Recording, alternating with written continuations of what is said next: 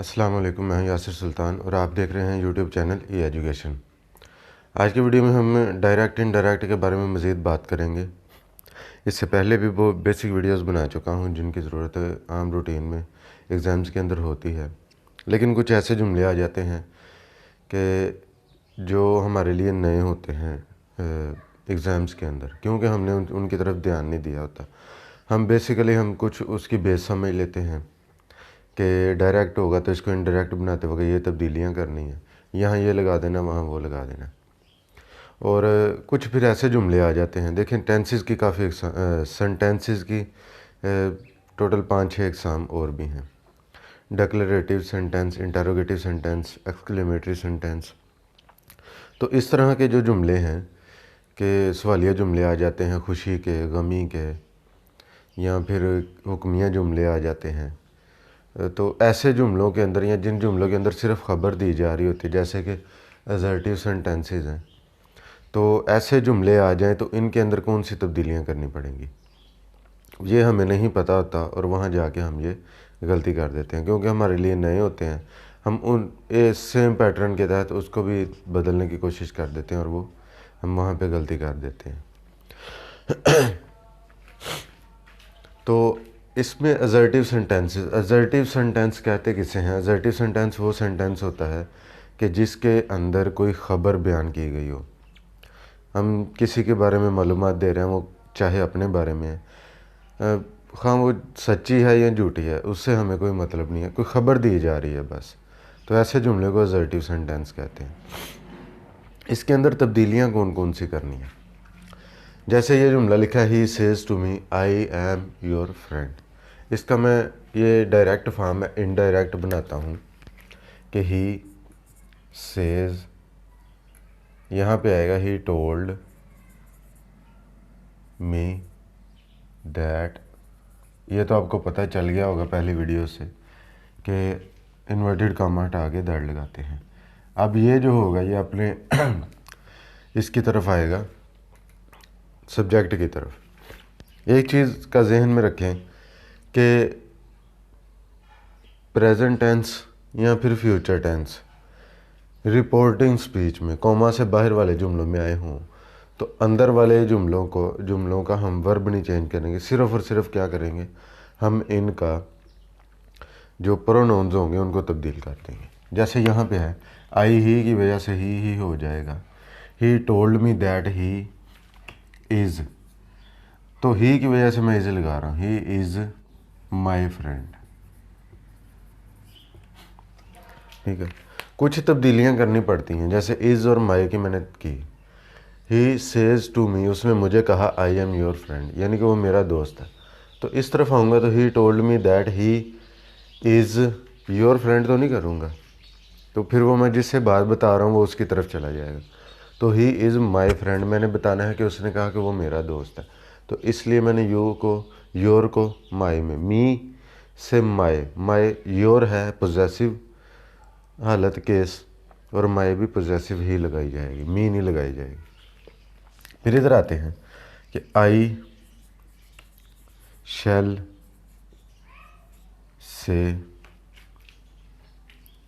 That, I shall say that, तो you का हम देखें भी अगर, तो हम यू को अगर देखें भी तो यू की जगह पे यू ही आएगा, यू, क्योंकि इसकी बाकी हालतें भी यही होती हैं। I shall say that you can help me. अब देखें, मैंने सिर्फ और सिर्फ इन्वर्टेड कामा को हटाया और वो ही लगा दिया। चूँकि यहाँ पे मुझे थोड़ी सी तब्दीली करनी पड़ी, वो मैंने की। यहाँ कोई तब्दीली नहीं थी मुझे नज़र आ रही, वैसे का वैसे ही लिख दिया, कुछ चेंज किया तो वो इन्वर्टेड कामा किया। फिर इधर आते हैं कि he says that we might go to Lahore.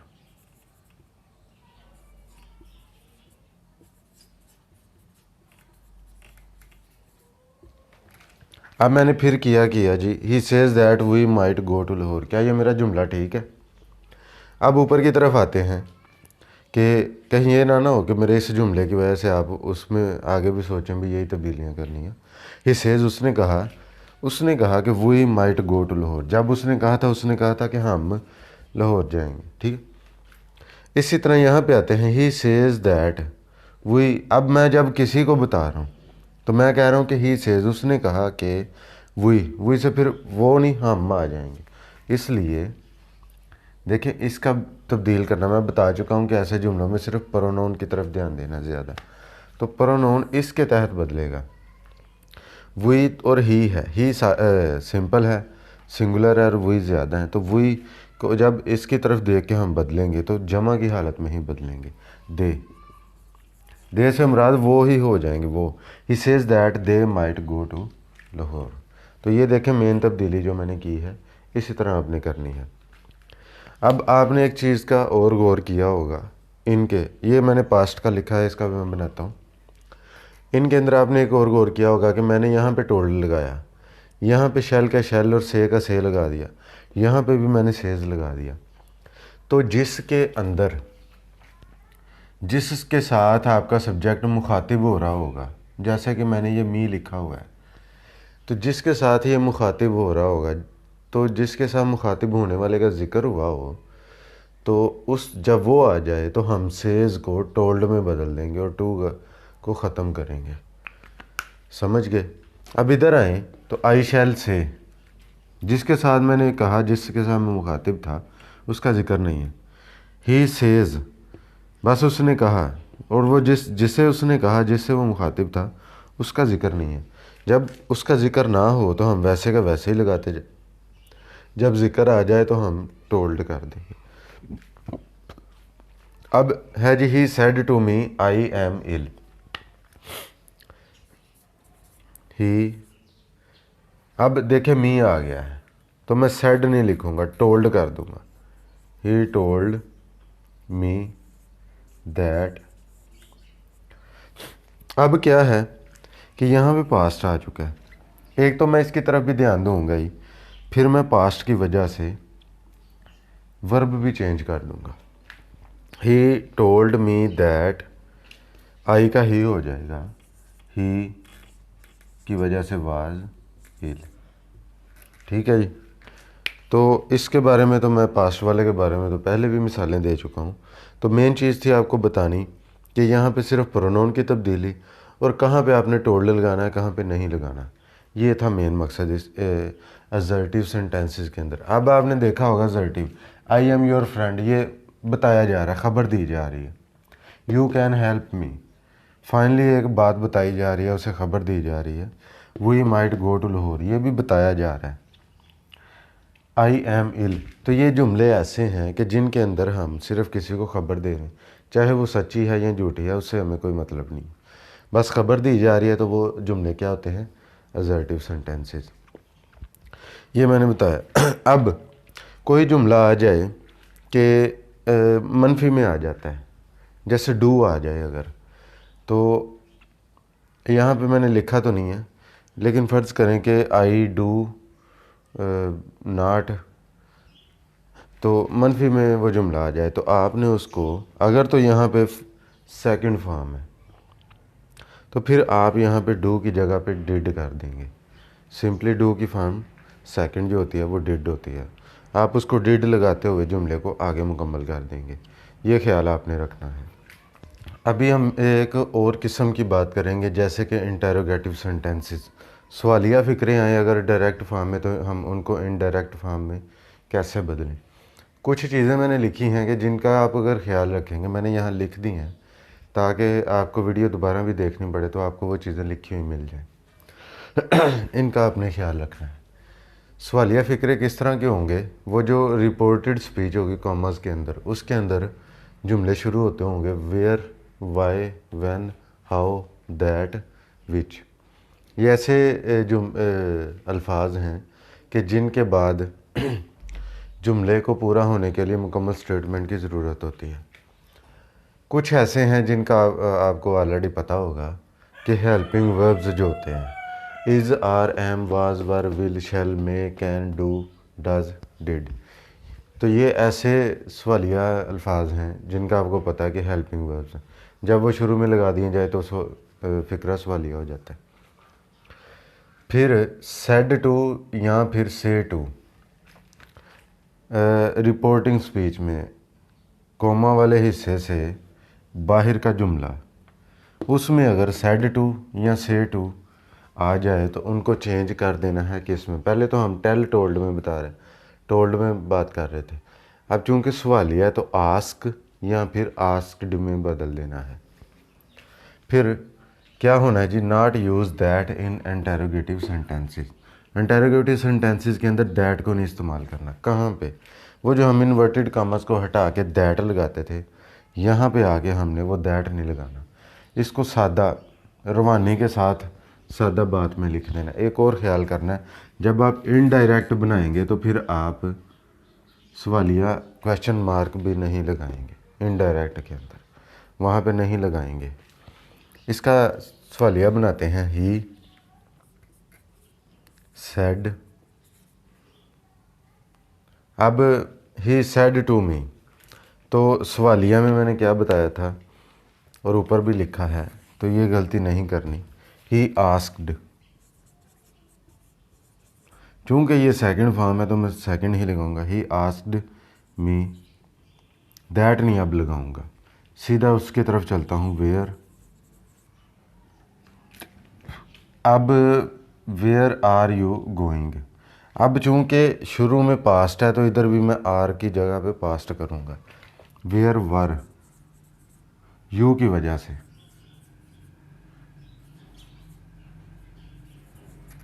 Where were you going. He asked me where were you going. अब एक और मैंने थोड़ी सी इसके अंदर गलती की है, वो क्या है कि अब यू का यू ही मैंने लगा दिया। अब देखें, जब मैं बात करूँगा, ये मैं इसलिए कर रहा हूँ ताकि आपको मज़ीद समझ लगे कि असल में इनडायरेक्ट फॉर्म होती क्या है। ही आस्क्ड मी, उसने मुझे पूछा, वेयर वर, कि कहाँ, यू गोइंग। अब जब मैं किसी को बता रहा हूँ तो फिर मैं यू नहीं इस्तेमाल करूँगा, फिर मैं उसे बताऊँगा he asked me where were I going.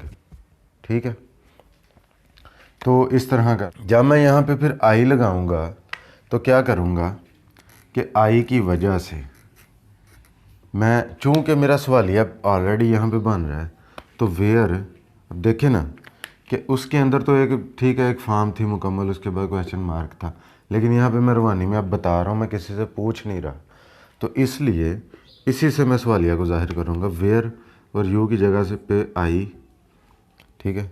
He asked मी, मी की वजह से आई आ गया, वेयर आई, और यहाँ पे वाज आ जाएगा, वेयर आई वाज गोइंग। तो इस तरह ये इंटेरोगेटिव सेंटेंस मुकम्मल होगा। इसकी तरफ आते हैं कि he said to me, asked me, that नहीं अब आएगा, और फिर आएगा जी वाई डू यू वीप। तो अब क्या करेंगे, अब मैं ये जो डू होगा, चूँकि वहाँ पे एक प्रॉपर फॉर्म है सवाल पूछने की, यहाँ रवानी में बताना है, तो इसको ख़त्म करते हुए वाई आई वीप का हम सेकंड फॉर्म कर देंगे। फिर हम यहाँ पे आपने डू का डिड नहीं कर देना। डिड हमेशा आता है मनफी या सवालिया जुमलों में, ठीक है। अब यहाँ पे चूँकि ऑलरेडी यहाँ पे फॉर्म मुकम्मल हो रही है, अगर मैं डिड लगाऊंगा फिर मुझे क्वेश्चन मार्क भी लगाना पड़ेगा, लेकिन इनडायरेक्ट बनाते हुए क्वेश्चन मार्क नहीं आता, तो आपने एक सादा सी बात में लिखना है, सवालिया में नहीं लिखना। वाई आई वेप्ट, तो इसकी मैंने सेकंड फॉर्म कर दी, ठीक है जी, और इसका मैंने मी के लिहाज से आई लिख दिया। यहाँ पे मेरा सवालिया जुमला मुकम्मल हुआ। मज़ीद कुछ मैं मिसालें दे देता हूँ जिसके अंदर ये भी आएंगे, ठीक है, और ताकि आपके मज़ीद क्लियर हो जाए कि सवालिया डायरेक्ट का इनडायरेक्ट बनाते कैसे। जी, तो बेसिकली कुछ चीज़ें थी सवालिया जुमलों में जो मैंने आपको बताई कि इस तरह के ये होंगे। फिर इनके अंदर तब्दीली क्या लगानी है, दैट आपने नहीं लगाना। फिर उसके अलावा सिचुएशन के हिसाब से आपने जब वो रिपोर्टेड स्पीच में जाना है तो रिपोर्टिंग स्पीच में आपने से या सेट या सेड की जगह पे आस्क्ड, और अगर प्रेजेंट होगा तो से होगा तो आस्क लिख देना है या आस्क्स, उस तरह आपने लिख देना है। फिर जब आप रिपोर्टेड स्पीच में जाएंगे तो उसके अंदर आपने सादा हालत में लिखना है, उसको भी सवालिया नहीं बनाना। जैसे मैंने अभी मिसाल दी तो डू आ रहा था, डू को ख़त्म किया, डू का अगर मैं डिड ही कर देता तो फिर वो सवालिया हो जाना था, तो वहाँ पे फिर मैंने क्वेश्चन मार्क लगाना था। तो क्या है, इनडायरेक्ट के अंदर हम क्वेश्चन मार्क नहीं लगाएंगे, बात को सिंपली हम किसी को बता देंगे। चूँकि हम बता रहे हैं, देखिए किसी ने हमसे सवाल पूछा था, हम आगे बता रहे हैं किसी को बात, तो हम जिसको बता रहे हैं हम उससे सवाल नहीं पूछ रहे, हम उसको बात बता रहे हैं। तो जब हम उसको बात बताएंगे तो फिर हम उसको बात बताते वक्त सवालिया जुमला नहीं बोलेंगे, सवालिया जुमला ही बोल देंगे अगर हम वैसे का वैसे। तो फिर क्या होगा कि डायरेक्ट और इनडायरेक्ट में फिर फ़र्क नहीं रहेगा। तो फिर आप वही काम करेंगे कि जैसे का जैसे उसने पूछा था वैसे का वैसे ही आप किसी को बता रहे हैं, तो वो भी डायरेक्ट इनडायरेक्ट हो जाए, डायरेक्ट फार्म हो जाएगी। तो आपने इनडायरेक्ट फार्म बनानी है। तो इनडायरेक्ट फार्म के अंदर आप किसी को रवानी के साथ एक बात बता रहे होते हैं, ठीक है, इसलिए आप उसका सवालिया ख़त्म करेंगे। हाँ, ये जो आ रहे थे इनको आप वैसे का वैसे ही लगाएंगे। क्यों कि इनको जब आप वैसे का वैसे ही लगाएंगे तो एक तासुर तो मिलेगा कि हाँ उसने मुझसे एक सवाल पूछा था, वो क्या था, वो ये था, ना कि आप किसी से सवाल पूछ रहे हैं जिसको बताने वाले को, ठीक है। इसी तरह is, are, am, was, were, will, shall, may, can, do, does और डिड, ये आ जाते हैं। कैन अगर आ जाए, देखें ये जब आ जाएं तो सिचुएशन के हिसाब से, जुमले के लिहाज से आपने इनको भी तब्दील करना है। जैसे कि देखें अगर आ जाता है, अब कैन है, फ़र्ज़ करें कि कैन आ जाता है, जब आप इसको जुमले के अंदर इस्तेमाल करेंगे, देखिए कैन यू हेल्प देम, इस तरह अगर आ जाता है।